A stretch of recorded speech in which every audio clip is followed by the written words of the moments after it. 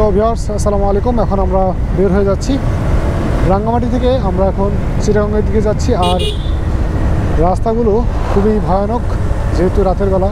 দিনের বেলায় অনেক ভয়ানক মনে হয়েছিল, সো রাতের বেলা তো আরও বেশি ভয়ানক।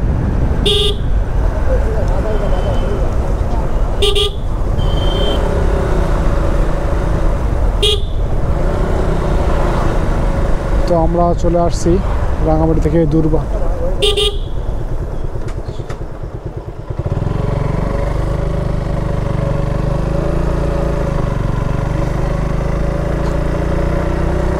এটা রাস্তা না, সেটাই তো বলতেছি।